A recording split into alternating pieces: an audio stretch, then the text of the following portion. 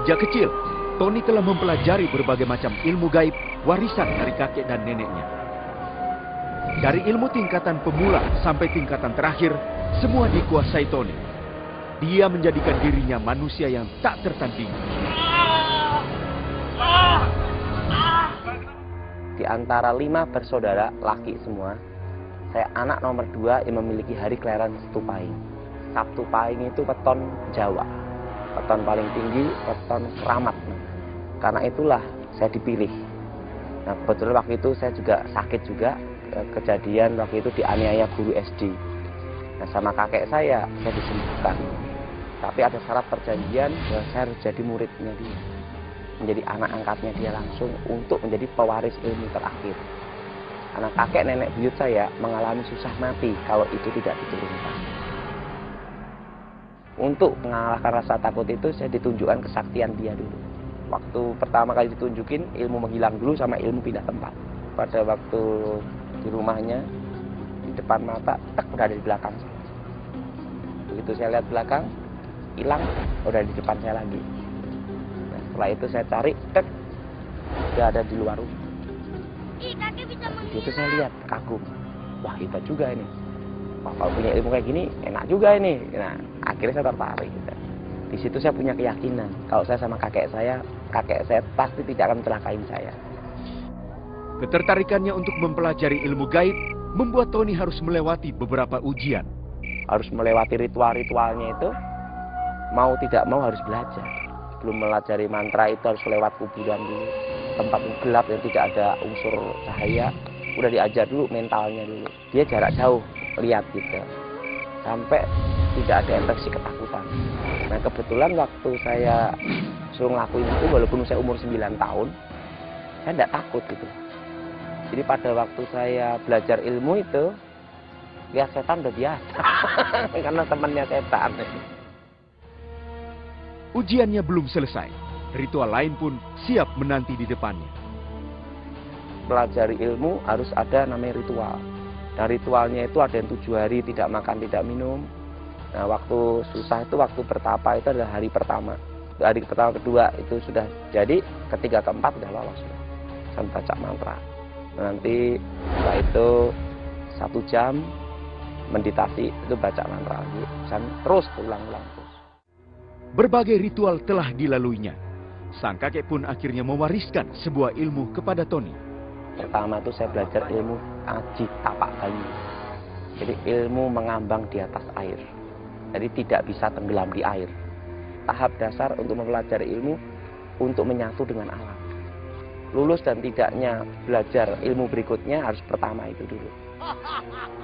Keseimbangan antara tubuh, jiwa, dan roh, menyatunya manusia dengan alam itu. Ya ditunjukin aja, dia bisa jalan dek-dek gitu aja. Kalau saya lihat, nah, akhirnya saya lakuin. Tapi saat tertentu dibawa ke perbukitan atau di gunung itu selalu pasti. 7 hari poso mutih, kita harus jalan terus. Jadi tidak boleh makan dengan tangan. Mulut gini, itu pun harus hanya daun-daun aja. Nah, setelah itu baru baca mantranya. Dan selama 3 hari, itu harus mengucapin mantra. Setelah itu istirahat sebentar, mengucapin mantra lagi sampai 3 hari, itu pati geni. Tidak makan, tidak minum, dan tidak boleh lihat unsur cahaya. Nah, setelah itu baru dipraktekin ilmunya. Mempraktekkan ya di depan guru saya, suruh bacain mantra, pindah. Jadi saya pikiran saya ingin ke sana, langsung pindah. Tidak hanya kakeknya yang mewariskan ilmu gaib tersebut. Neneknya pun siap untuk mewariskan ilmu hitam tingkat tinggi. Saya belajar ilmu hitam dari nenek, ilmu santet. Membunuh jarak jauh. Ada ritual-ritual juga. Jadi ritual darah itu binatang dikorbankan. Waktu itu saya diberitahu kalau tidak ingin melukai diri sendiri harus membunuh orang. Saya tidak mau. Lebih baik saya melukai diri sendiri. Kau harus membunuh orang sebagai korban. Saya tidak bisa membunuh orang, Nek. Kalau begitu kamu harus mengorbankan darah kamu. Darah saya curahkan. Saya di sini ada luka. Darah saya persembahkan gitu. Untuk melengkapi itu dipasang susu untuk kebal senjata. Waktu itu saya masih ingat tuh jarum emas sama tembaga. Saya nenek saya ngomong kamu harus makan. Gimana cara makannya ya? Tapi nenek saya ngomong, kamu yakin aja. Nah, sejak kecil kan saya punya sugesti. Saya yakin guru saya tidak nyelakain saya. Tenggorokan ini sampai sini rasa sakit sekali. Tiba-tiba itu seperti jarum itu berjalan sret, sret, sret, sret, seperti apa yang ditunjukkan ke guru saya itu. Kamu telah menguasai ilmu santet tingkat tinggi, cucuku. Dengan ilmu kesaktian yang dimiliki oleh Tony, ia mampu membuat orang-orang datang kepadanya guna meminta pertolongan.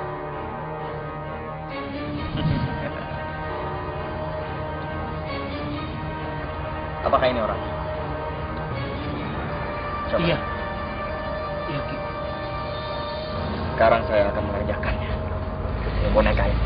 Supaya orang itu sakitnya pindah-pindah. Kayak boneka gini kan. Jadi itu benda dibacain mantra, kirim. Kita kena kepalanya pening gitu. Terusan buat orang itu sekarat itu, mati ndak hidup ndak, itu sering. Pokoknya sesuai order aja. Saya tidak suka ya lakuin semua. Tapi saya punya batas. Tidak boleh. Hanya buat orang setengah mati aja udah gitu. Tony terus memperdalam ilmu-ilmunya, bahkan telah mencapai ilmu tingkat akhir.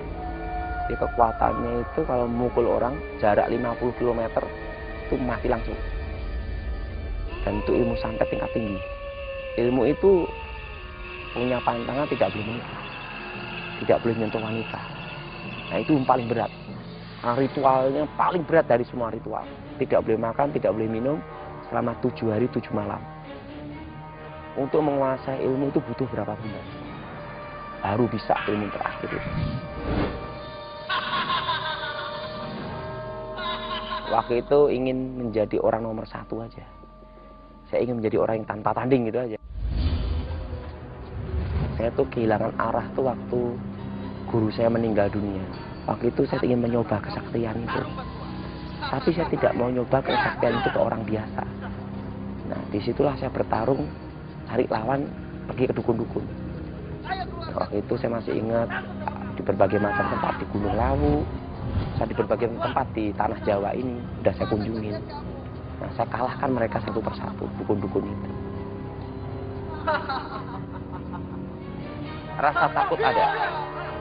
Kenapa ada rasa takut? Kita takut pasti ada orang tahu kelemahan kita. Dan yang kedua, ketakutan akan kutukan yang akan datang. Atas bujukan saudaranya, Tony mengikuti sebuah ibadah. Namun ketika dia berada di sana, Tony merasa tertantang dengan perkataan seorang pembicara. Orang Kristen tidak bisa disantet, tidak bisa dimantrain, tidak bisa diguna-guna. Saudara-saudara yang terkasih, bahwa orang Kristen tidak bisa disantet, tidak bisa dimantrain, dan tidak bisa diguna-gunain. Ya saya coba, santet Gilbert, tidak mempan. Nah, tiba-tiba pendeta Gilbert ngomong, Bagi saudara-saudara yang hadir di ruangan ini, yang mempunyai jimat-jimat atau dukun sekalipun, maju ke depan, kami undang ke altar. saya datangi Gilbert. Nah waktu itu saya bingung, artakol itu apa? Tak kira tempat adu ilmu. Nah, taunya didoain. Tujuan saya itu untuk bertarung, bukan untuk didoain.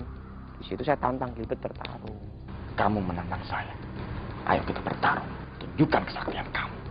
Gilbert tatap saya. Besok pagi saudara datang sini, saya tunggu. Haleluya. Besok pagi aku akan datang ke sini. Saya pulang, satu malam saya susah tidur waktu itu. Besoknya saya datang jam 8 pagi. Nah pendeta-pendeta udah nungguin saya, itu pendeta-pendeta. Gila. Nah pendeta Gilbert datang. Di situ saya bertarung. Di pertarungan saya dengan pendeta Gilbert itu bukan jarak jauh. Jarak dekat 1 meter muka dengan muka. Ya mukul bener gini. Bukan alam roh lagi. Ya, aku Tony. Ayo kita bertarung. Oke, silakan.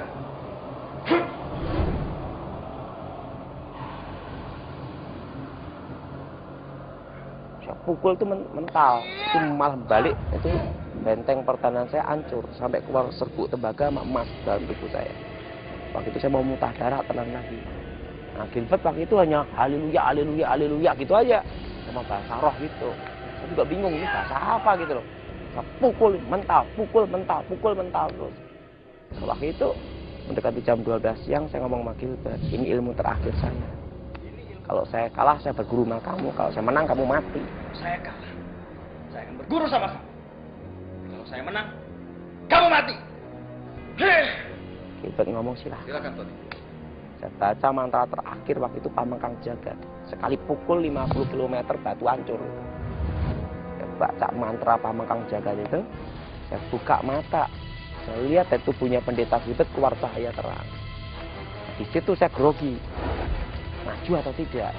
Karena selama 2 hari itu ilmunya mental semua. Saya ingat pesan guru saya. Mendekat nanti usia 18 tahun, kamu melihat suatu cahaya terang. Nah, ini disebut Nur Cahyo. Tapi sambil keputusan maju, saya pukul Gilbert. Waktu saya pukul Gilbert, cahaya itu membuat saya terpental. Itu cahayanya warnanya kuning keemas-emasan sinar pelangi. Cahaya itu membuat saya terpental kira-kira 10-12 meter. Saya kalah, hilang ingatan, gila setahun. Selama berbulan-bulan dia terus didoakan. Hingga 1 tahun setelah peristiwa tersebut, sesuatu yang supranatural terjadi. Waktu saya mental kalah itu gelap. Nah, waktu tepat tahun itu tahun 93, ada cahaya datang, masuk kepala saya sembuh seketika. Dan ada damai yang luar biasa di hati saya. Terdengar suara, akulah Alfa, akulah Omega yang awal dan yang akhir. Akulah Raja yang adil dari timur. Aku adalah aku, akulah Yahweh. Akulah Yahweh, Yahweh, Yahweh. Tiba-tiba cahaya itu berubah jadi Yesus Kristus.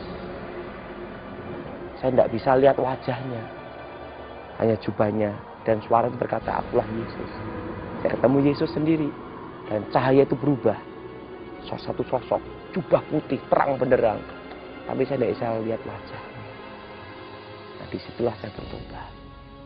Saat Tuhan Yesus menghilang depan saya. Tiba-tiba saya mau nyoba kesaktian, saya hilang semua sudah. Penglihatan yang ia alami membuat Tony ingin mencari kebenaran. Siapa Yesus sebenarnya? Setelah saya sembuh, pendeta Gilbert kebetulan ada di Solo. Saya cariin dia, ketemu. Cerita tentang ketemu cahaya ini, dia ngomong Yesus itu. Dan pendeta Gilbert ngomong, kamu harus sekolah Alkitab. Apakah kamu betul-betul bertobat atau nanti kumat lagi? Disitulah saya sekolah Alkitab. 3 tahun saya di Inteos, lulus.